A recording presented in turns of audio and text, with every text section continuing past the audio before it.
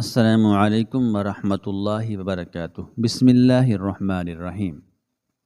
میں غیر قانونی طریقے سے سعودی عرب جانے کے لیے کوششیں کر رہا تھا، لیکن میری بیوی نے مجھے روکا اور کہنے لگی کہ اس طریقے سے مت جاؤ، مگر میں نے اس کی ایک بھی نہ سنی اور 2 نمبر طریقے سے سعودی عرب پہنچ گیا۔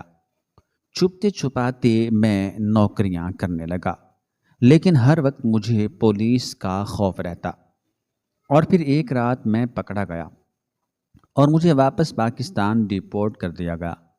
میں تھکا ہارا خالی ہاتھ اپنے گھر کے دروازے پر پہنچا تو میرے ہوش اڑ گئے، کیونکہ میری بیوی تو میری اماں اپنی آخری سانسیں لے رہی تھی اور میرے پاس اتنے پیسے بھی نہیں تھے کہ میں اماں کو ہاسپٹل لے کر جاتا۔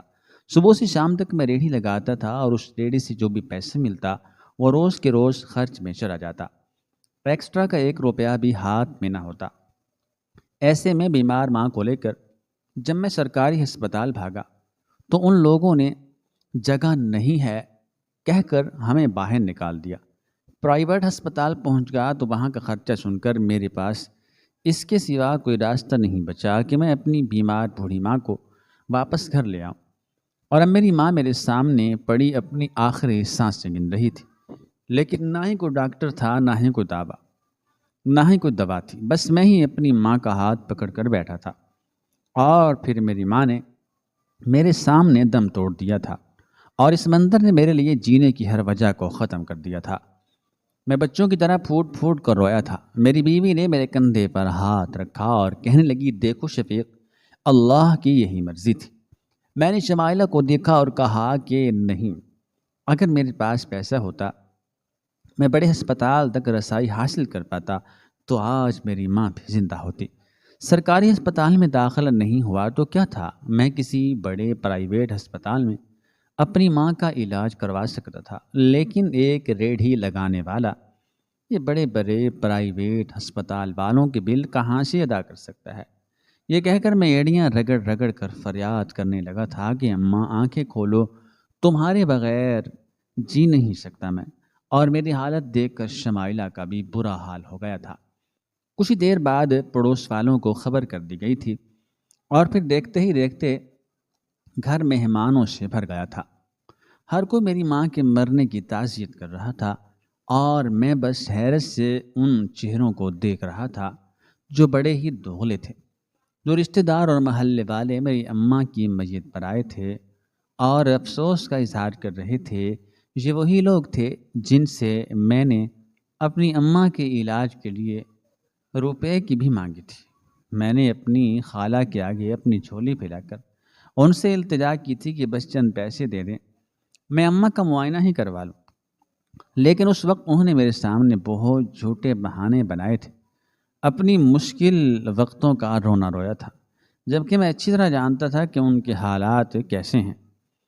ان میں سے کوئی بھی مجھے ادھار پر 1 پیسہ دینے کو بھی راضی نہیں تھا، اور اب وہ سب اس طرح تعزیت کر رہے تھے، اس طرح افسوس کر رہے تھے جیسے انہیں میری ماں کے چلے جانے کا بڑا افسوس ہو۔ میں نے تو زیادہ کسی سے ملنا بھی گوارا نہیں کیا تھا اور خود کو کمرے میں بند کر لیا تھا۔ دنیا داری میری بیوی شمائلہ ہی نبھا رہی تھی۔ مجھ میں تو اب اتنا دم نہیں تھا کہ میں ان جھوٹے اور مکار لوگوں کے آگے کھڑا بھی ہوتا۔ ایک ایک کر کے تدفین کے بعد جب سب لوگ چلے گئے اور رات کا اندھیرا پھیل گیا تو میں بستر کے کراؤن سے ٹیک لگا کر بیٹھ گیا۔ شمائلہ میرے پاس تھی، سامنے کھانے کی ٹرے رکھی تھی۔ کہنے لگی، شفیق کھانا کھا لو، کب تک سوگ مناؤ گے؟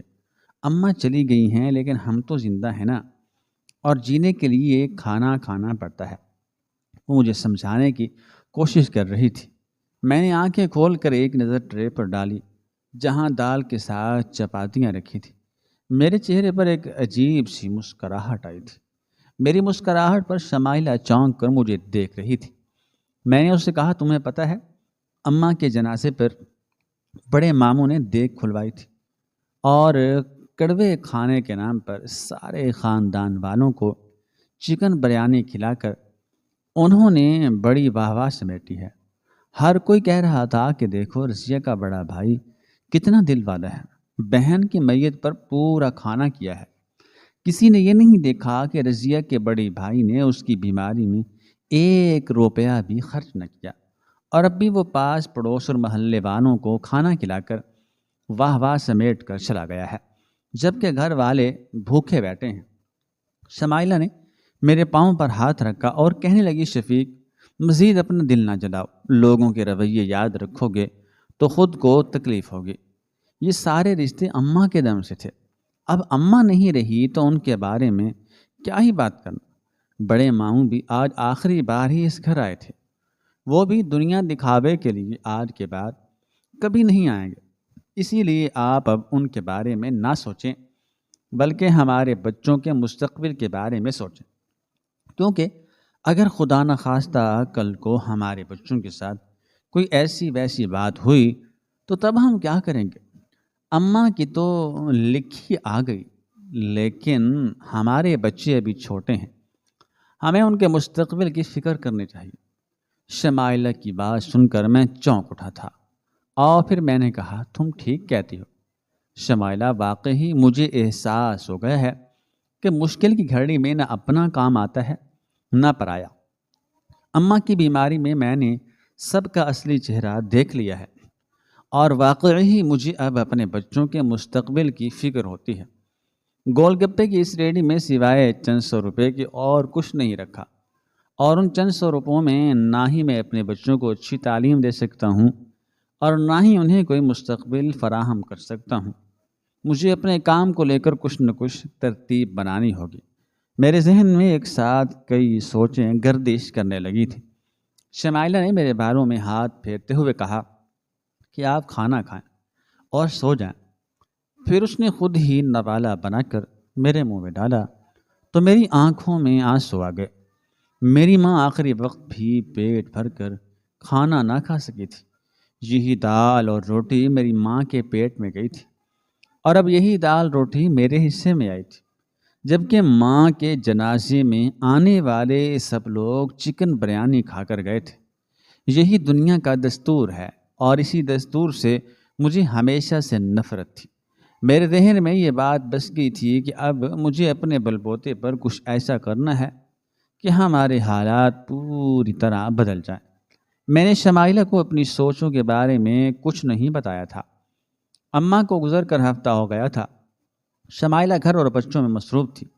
میں ریڑھی لگانے کے ساتھ ساتھ مستقبل کو لے کر بہت سے آپشنز پر غور کر رہا تھا، اور پھر مجھے یہ بات اچھی طرح سمجھ آ گئی کہ میں زیادہ پڑھا لکھا نہیں تھا، اسی لیے میں یہاں کچھ خاص نہیں کر سکتا تھا۔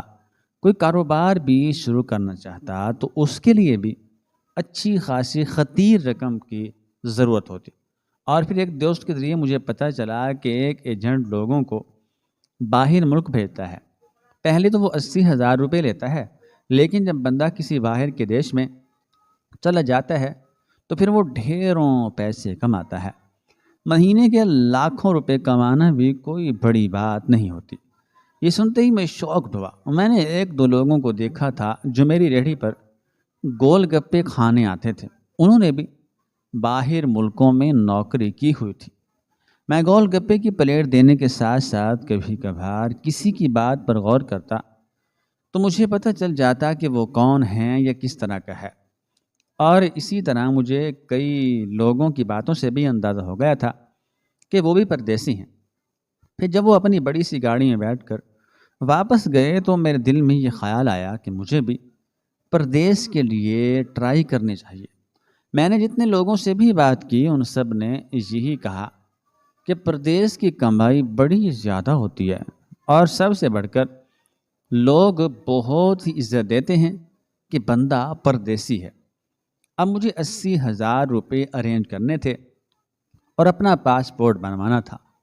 میں اگر شمائلہ کو یہ بات بتاتا تو وہ کبھی بھی راضی نہ ہوتی، کیونکہ ہمارے چھوٹے چھوٹے 2 بچے تھے اور میرے بغیر اس کا گزارا ہی نہیں ہوتا تھا۔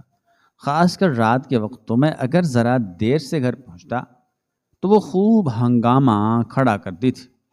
اماں کی موجودگی میں ہی اسے رات کو ڈر لگتا تھا، تو میری غیر موجودگی میں اس کا کیا ہوتا؟ لیکن میں نے سوچا تھا جب اس کے سر پر پڑے گی تو وہ بھی سب کچھ سیکھ جائے گی۔ بہت سی عورتیں اکیلی رہتی ہیں، اور پھر میں یہ سب بچوں کے مستقبل کے لیے ہی تو کر رہا تھا۔ میں نے شمائلہ کو بتائے بغیر اپنی ریڑھی 90,000 روپے میں فروخت کر دی تھی۔ دراصل میری ریڑھی کے ساتھ ہی پیچھے ایک چھوٹی سی دکان تھی جہاں لوگ بیٹھ کر گول گپے کھاتے تھے، وہ بھی میں نے ساتھ ہی فروخت کیا۔ تبھی مجھے اتنے اچھے دام ملے تھے۔ میں نے اپنا پاسپورٹ بنوا کر باہر جانے کے لیے ایجنٹ کو دے دیا اور خود یہاں وہاں پھرنے لگا، کیونکہ اگر میں ریڑھی کے لیے گھر سے نہ نکلتا تو مجھے اپنی بیوی کو جواب دینا پڑتا۔ میں ایک بھٹے پر اینٹیں اٹھانے کا کام کرنے لگا تاکہ روز کے چند سو روپے کسی طرح بیوی کے ہاتھ پر رکھ سکوں اور وہ مجھ پر شک نہ کرے۔ اور پھر اسی طرح پورے 45 دن بعد میرا ویزا لگ گیا۔ ان 45 دنوں میں نے مستقل طور پر بھٹے پر اینٹیں اٹھائی تھیں اور میرے ہاتھوں میں چھالے پڑ گئے تھے۔ ایک دو دفعہ شمائلہ میرے ہاتھ دیکھ کر حیران رہ گئی تھی، لیکن میں نے بس گرمی کا بہانہ بنا کر اسے پرسکون کر دیا تھا۔ جیسے ہی میرا پاسپورٹ اور ویزا ہاتھ آیا، میں نے اسی رات شمائلہ کو اپنے سامنے بٹھا کر اس پر یہ خبر بجلی کی طرح گرائی کہ میں 2 دن بعد کی فلائٹ سے دبئی جا رہا ہوں اور وہیں نوکری کروں گا۔ میری بات سن کر شمائلہ دنگ رہ گئی، کہنے لگی اتنا بڑا فیصلہ آپ نے اکیلے کیسے کر لیا؟ ہم دونوں دکھ سکھ کے ساتھی ہیں، میں آپ کے بغیر کیسے رہوں گی؟ بیٹا بیٹی دونوں ہی ابھی چھوٹے ہیں، ہمیں آپ کی ضرورت ہے۔ اور پھر اس ایجنٹ نے آپ کو صرف ویزا لگوا کر دیا ہے، آپ وہاں کیا کام کریں گے؟ کیا نوکری کریں گے؟ کیسے رہیں گے؟ آپ کے پاس ایجنٹ کو دینے کے لیے پیسے کہاں سے آئے؟ اور آپ کے جانے کے بعد ہم 1 مہینہ کیا کریں گے؟ آپ نے کچھ سوچا ہے کیا؟ وہ حد سے زیادہ پریشان ہو گئی تھی اور مجھے کہہ رہی تھی کہ میں اس قدم سے باز رہوں۔ اور پھر میں نے اسے ڈھکے چھپے لفظوں میں اپنی ریڑھی کے فروخت کرنے کا بھی بتا دیا، جو کہ پہلے نہ بتایا تھا۔ یہ سن کر تو وہ سر پکڑ کر رونے لگی اور کہنے لگی شفیق، آپ نے جلد بازی میں بہت غلط فیصلہ کر لیا ہے۔ پردیس کی دنیا ایک رنگین خواب کے سوا اور کچھ نہیں۔ کم سے کم ایک بار مجھ سے تو مشورہ کرتے۔ اب کیا ہوگا؟ میں نے شمائلہ کو سمجھایا اور کہا کہ تم میرا سامان پیک کرو اور خدا پر بھروسہ رکھو، میں تمہیں اللہ کی امان میں چھوڑ کر جا رہا ہوں۔ 2 سال بعد واپس لوٹوں گا تو اتنا پیسہ ہوگا کہ تم خود حیران رہ جاؤ گی۔ شمائلہ کہنے لگی، مجھے ایسا پیسہ نہیں چاہیے جو ہم دونوں کو دور کر دے، میرے بچوں کے سر سے باپ کا سایہ ہٹ جائے۔ میں بس یہ چاہتی ہوں کہ ان کا مستقبل محفوظ ہو، لیکن اس طرح نہیں کہ آپ ہی ہمیں چھوڑ کر چلے جائیں۔ میں نے شمائلہ کو سمجھایا کہ پگلی، مستقبل محفوظ کرنے کے لیے ہی تو جا رہا ہوں۔ اب اس ملک میں کچھ نہیں رکھا، ایک ریڑھی لگانے والا ساری زندگی ریڑھی ہی لگائے گا اور پھر بھی چند 100 روپے کے سوا کچھ ہاتھ نہیں آئے گا۔ میں دن کے 1000 روپے کماتا تھا تو 200-400 روپے مجھے بھتے میں پولیس والوں کو ہی بھرنے پڑ جاتے تھے، اور اسی وجہ سے میری کمائی نہ ہونے کے برابر ہوتی، جس میں گھر کا کرایہ اور بل وغیرہ ادا کرنے کے بعد کچھ بھی تو نہیں بچتا تھا۔ میں نے محبت سے شمائلہ کو منایا تھا، وہ دل سے راضی تو نہ تھی لیکن خاموش ہو گئی تھی، اور پھر روتے روتے ہی اس نے میرا سامان باندھ دیا تھا۔ 2 دن بعد میں نے 10,000 روپے اس کے ہاتھ پر رکھے جو میں نے بڑی مشکل سے ارینج کیے تھے، اور اس سے کہا کہ جب تک میں پیسے نہ بھیجوں ان پیسوں سے گزارا چلا لینا۔ میں نے الوداعی نظر اپنے بچوں پر ڈالی، ان کے ماتھوں پر بوسہ دیا اور ان کے ہاتھوں کو چوما، اور آنکھوں میں آنسو بھر کر میں نے اپنی بیوی سے وعدہ کیا کہ شمائلہ، آج جلد ہی میں لوٹ کر بھی آؤں گا اور تمہاری زندگی میں خوشیاں بھی بھر دوں گا، بس تم میرا انتظار کرنا۔ اور پھر میں اپنے بیوی بچوں کو اللہ کے سہارے چھوڑ کر دبئی کے لیے روانہ ہو گیا۔ مجھے نہیں معلوم تھا کہ وہاں جا کر کیا ہونا ہے۔ ایجنٹ نے کہا تھا کہ وہاں تمہیں میرا بندہ لینے آئے گا اور کام بھی وہی دلوائے گا، اور اسی لیے فکر نہ کرنا۔ میں ایئرپورٹ پہنچا تو وہاں ایک آدمی کھڑا تھا، وہ میرے لیے آیا تھا۔ پھر وہ مجھے ایک بہت ہی دور شہر سے ہٹ کر جگہ پر لے گیا جہاں میرے جیسے کچھ مرد اور بھی تھے، اور اس نے بتایا کہ مجھے یہاں تعمیراتی کام کرنے ہوں گے اور اس جگہ سے مجھے کہیں جانے کی اجازت نہیں ہوگی۔ یہ ویران سی جگہ تھی، یہیں مجھے کام کرنا تھا اور یہیں رہنا تھا۔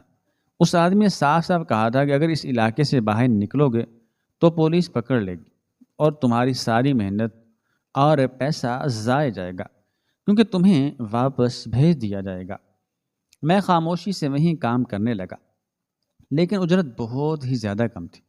500 درہم ہمیں دیے جا رہے تھے، جو ہماری محنت کے حساب سے نہ صرف کم تھے بلکہ پاکستانی روپوں میں کنورٹ ہو کر بھی ان کی کوئی خاص حیثیت نہیں بن رہی تھی، جبکہ پکڑے جانے کا خطرہ ہر وقت سر پر سوار تھا۔ پھر کھل کر سانس لینے کا موقع بھی نہیں ملتا تھا۔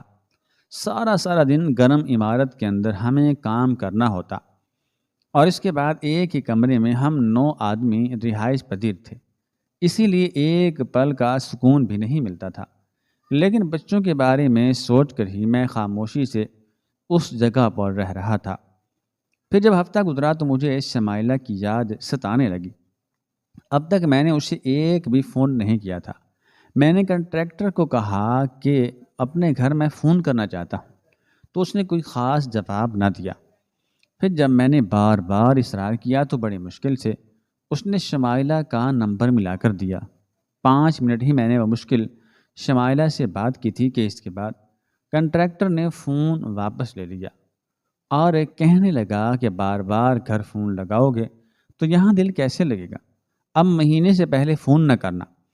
اور پھر وہ چلا گیا تھا اور میرا دل انگاروں پر لوٹنے لگا تھا، کیونکہ شمائلہ نے بتایا تھا کہ بیٹی کی طبیعت ٹھیک نہیں ہے اور وہ میری یاد میں بہت زیادہ بیمار ہو گئی ہے۔ میں نے شمائلہ سے کہا تھا کہ میں جلدی پیسے بھیجوں گا، اسے اچھے ہسپتال میں دکھانا، لیکن شمائلہ کی وہی بات تھی کہ اسے ہسپتال کی نہیں، باپ کی ضرورت ہے۔ مجھے بھی اپنی بیٹی کی بہت یاد آ رہی تھی، لیکن اس وقت میرے نزدیک یہ بات زیادہ اہم تھی کہ میرے بچوں کو پیسے کی ضرورت ہے۔ میں نے کانٹریکٹر سے بات کی کہ وہ ایڈوانس پیسے میرے گھر بھجوا دے اور پھر میں کام کرتا رہوں گا، لیکن وہ نہ مانا، اور پھر پورا مہینہ گزرا، تب کہیں جا کر مجھے 500 درہم ملے اور میں نے اسے اپنے گھر بڑی مشکلوں سے بھجوایا، کیونکہ ہم تو اس جگہ سے باہر بھی نہیں نکل سکتے تھے۔ اور پھر پیسہ بھیجنے کے بعد جب میں نے نئے کانٹریکٹ سے فون لے کر اپنے گھر فون کیا تو دوسری طرف میری بیوی زار قطار رو رہی تھی۔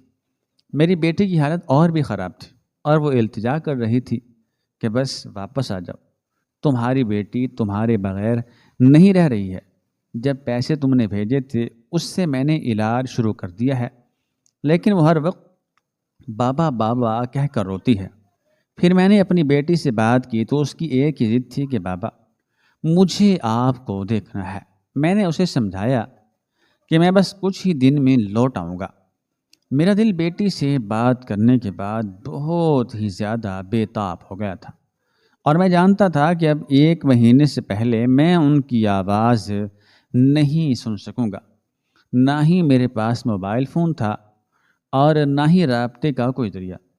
اس جگہ پر سگنلز کا بھی مسئلہ تھا، اسی لیے کنٹریکٹر بھی بہت ہی مشکل سے فون ملا کر دیا کرتا تھا۔ اسی طرح سے 2-4 مہینے گزر گئے۔ میں بس سرسری طور پر اپنی بیوی سے بات کر پاتا۔ پھر 6 مہینے گزر گئے، اور 6 مہینے بعد جب مجھے بہت زیادہ اپنے گھر والوں کی یاد آئی تو میں نے کانٹریکٹر سے فون کرنے کو کہا، لیکن اس نے مجھے فون نہ دیا۔ میں خاموشی سے کمرے میں سونے کے لیے چلا گیا، لیکن نیند بھی مجھے نہیں آ رہی تھی۔ برے اندیشے ستا رہے تھے۔ کچھ دیر کے لیے میری آنکھ لگ گئی تو میں نے اپنی بیٹی کو خام میں روتا ہوا دیکھا، اور پھر مجھ سے رہا نہ گیا تو میں شہر کی طرف نکل پڑا۔ میں نے کسی کو نہیں بتایا تھا، مجھے بس اپنے گھر ایک فون کرنا تھا، لیکن بدقسمتی تھی کہ اسی وقت ہی کچھ پولیس والے وہاں پہنچ گئے، اور پھر انہوں نے مجھ سے پوچھ تاچھ شروع کی۔ تو یہ سمجھنے میں انہیں وقت نہ لگا کہ میں غیر قانونی طریقے سے یہاں رہ رہا ہوں۔ پہلے تو پولیس والوں کو دیکھ کر میرے چہرے کا رنگ بدلا تھا، پھر میں نے ان کے سوالوں کے الٹے سیدھے جواب دیے تھے، اور پھر جب میں نے بھاگنے کی کوشش کی تو انہوں نے مجھے پوری طرح اپنی گرفت میں لیا اور پولیس اسٹیشن لے گئے۔ وہاں جا کر میں نے ہر بات کو قبول کیا تو مجھے ڈائریکٹ ڈیپورٹ کر دیا گیا اور اس جگہ چھاپا مارا گیا تھا جہاں باقی کے لوگ غیر قانونی طور پر مقیم تھے، اور وہ سب بھی میری وجہ سے پکڑے گئے تھے۔ سب مجھے برا بھلا کہہ رہے تھے اور پھر ہم ڈیپورٹ ہو کر پاکستان پہنچ گئے تھے۔ رات کے تقریباً 4 بجے تھے، میں اپنے گھر کے دروازے پر پہنچا تھا اور بس میرا دل تیزی سے دھڑک رہا تھا۔ پورے 6 مہینے بعد میں اپنے بچوں کے پاس واپس آیا تھا۔ میں نے جیسے ہی دروازے پر ہاتھ رکھا، دروازہ کھلتا چلا گیا۔ مجھے گھبراہٹ ہونے لگی کہ رات کے اس پہر میرے گھر کا دروازہ کھلا ہوا کیوں ہے، اور جب میں اندر گیا تو اندر کے منظر نے میرے ہوش اڑا دیے۔ اندر میری بیوی بیٹھی رو رہی تھی، چارپائی پر میری بیٹی پڑی تھی اور کچھ ارد گرد کے لوگ جمع تھے اور وہ میری بیوی کو تسلی دے رہے تھے۔ مجھے دیکھ کر سب لوگ بہت حیران ہوئے، جبکہ شمائلہ میرے گلے لگ گئی اور روتے ہوئے کہنے لگی کہ ہماری مانو اس دنیا سے چلے گئی ہے۔ وہ مستقل بخار میں مبتلا رہی تھی اور پھر آخر میں اسے جھٹکے لگنے لگے۔ جتنے بھی پیسے میں نے کما کر بھیجے تھے وہ سب کے سب اس کے علاج میں لگ گئے تھے۔ گھر کے فاقے اب بھی بدستور تھے اور آخر کار وہ بھی اس دار فانی سے چلی گئی تھی جس کے مستقبل کی مجھے حد سے زیادہ فکر تھی۔ شمائلہ کا حال بہت برا تھا اور میری تو حالت کا شاید کوئی اندازہ بھی نہیں لگا سکتا تھا۔ میں اپنی بیٹی کے پاس بیٹھ کر رونے لگا تھا، لیکن اب رونے کا کوئی فائدہ نہیں تھا۔ فجر کی اذانوں کے بعد اس کی تدفین ہو گئی تھی اور وہ بھی میری ماں کے پاس مٹی میں جا کر سو گئی تھی۔ شمائلہ کو مجھ سے ناراضگی تھی، گلے شکوے تھے، لیکن پھر بھی اس نے منہ نہیں پھیرا تھا کیونکہ اس کا اور میرا غم سانجھا تھا۔ میں نے بیٹے کو گود میں اٹھایا تھا اور چومنے لگا تھا۔ پھر میں نے شمائلہ سے معافی مانگی تھی، مجھ سے بڑی غلطی ہو گئی تھی۔ اس نے مجھے سمجھایا تھا کہ غیر قانونی طریقے سے پردیس نہ جاؤ، لیکن اس وقت میرے سر پر بس پیسے کمانے کا بھوت سوار تھا۔ وہ بچوں کا مستقبل تو محفوظ کرنا چاہتی تھی، لیکن مجھے بچوں سے دور نہیں کرنا چاہتی تھی، اور اس کے پیچھے جو وجہ تھی مجھے اب سمجھ آ گئی تھی کہ میرے بچے میرے بغیر نہیں رہ سکتے تھے۔ میری جدائی کا میری بیٹی پر بھی بہت برا اثر پڑا تھا اور اسی لیے وہ بیچاری مجھے چھوڑ کر ہمیشہ کے لیے ہی چلی گئی تھی۔ کچھ ایسے میں اپنے ساتھ لے کر آیا تھا، کچھ پیسے میں اپنے ساتھ لے کر آیا تھا۔ میں نے دوبارہ سے ریڑھی خریدنے کا انتظام کیا اور پھر مجھے ایک جگہ گول گپے کی ریڑھی مل گئی تھی۔ میں نے دوبارہ سے وہی کام شروع کیا تھا جسے چھوڑ کر میں نکلا تھا۔ میری بیوی کہنے لگی کہ حق حلال کی کمائی میں بڑی برکت ہوتی ہے اور بچوں کا ساتھ بھی ماں باپ کے لیے ضروری ہوتا ہے۔ مجھے بچوں کے مستقبل کی بہت فکر ضرور ہے، لیکن اللہ تعالی سے امید بھی ہے۔ میری بیوی نے مجھ سے وعدہ لیا تھا کہ اب میں کوئی ایسا قدم نہیں اٹھاؤں گا، اور میں نے بھی اس سے وعدہ کر لیا تھا۔ آج میں پھر گول گپے کی ریڑھی لگاتا ہوں، جو بھی کماتا ہوں اس میں سے آدھے پیسے پولیس والے بھتے کے طور پر لے جاتے ہیں اور جو بچ جاتا ہے اس سے ہم گزارا کر لیتے ہیں۔ زندگی دوبارہ اسی ڈگر پر آ گئی ہے۔ اب پھر ہم اسی مقام پر ہیں کہ اگر خدا نخواستہ کبھی بیماری میں ہمیں کسی چیز کی ضرورت پڑے یا پیسہ چاہیے ہو تو ہمیں پھر دوسروں کے آگے ہاتھ پھیلانے ہوں گے، لیکن میں اللہ تعالی سے دن رات دعا کرتا ہوں کہ وہ ہمیں ایسا دن نہ دکھائے کہ جب ہمیں دوسروں کے در پر جانا پڑے۔ میں آپ سب سے یہی کہنا چاہتا ہوں کہ پردیس کی زندگی ہرگز بھی آسان نہیں ہے، بہت ہی زیادہ مشکل ہے، اور خاص کر ان لوگوں کے لیے جو غیر قانونی طور پر جاتے ہیں۔ اسی لیے میرے بھائیوں کو چاہیے کہ غیر قانونی طور پر وہ پردیس نہ جائیں، اور ساتھ ہی اپنے وطن کے محافظوں کو یعنی پولیس والوں سے کہنا چاہتا ہوں کہ ہم جیسے چھوٹے اور غریب لوگوں سے بھتہ نہ لیا کریں۔ ہم بہت محنت سے سارا دن دھوپ گرمی میں پسینہ بہا کر پیسہ کماتے ہیں، چند 100 روپے میں سے بھی جب ہم بھتہ دے دیتے ہیں تو ہمارے پاس کچھ نہیں بچتا۔ خدا را ہم غریبوں پر رحم کھائیں۔ اگر کسی سے کچھ لینا ہی ہے تو ان امیر لوگوں کو پکڑیں جو ٹیکسز چوری کرتے ہیں اور جن کی وجہ سے اس ملک کا نظام خراب ہے۔ ہم لوگ سب مل کر چاہیں تو ہمارا ملک ٹھیک ہو سکتا ہے، ورنہ مجھ جیسے ریڑھی بان ساری زندگی غربت کی چکی میں پستے ہی رہیں گے، اور ہمارے گھر والے بیماریوں کی نظر ہو کر ہمیں چھوڑ کر ہمیشہ کے لیے جاتے رہیں گے، اور ہمارے پاس آنسو بہانے کے سوا اور کوئی چارہ کار نہ ہوگا۔ میری یہ کہانی میرے وطن کے ہر اس غریب انسان کے نام ہے جو اپنے مستقبل کو بہتر بنانے کے لیے بہت کوشش تو کرتا ہے، لیکن اسے سوائے ناکامی کے کچھ نصیب نہیں ہوتا کہ اس ملک میں غریبوں کی کوئی نہیں سنتا۔ ناظرین، مزید اس طرح کی سبق آموز کہانیاں سننے کے لیے ہمارے چینل کو سبسکرائب کریں۔ شکریہ۔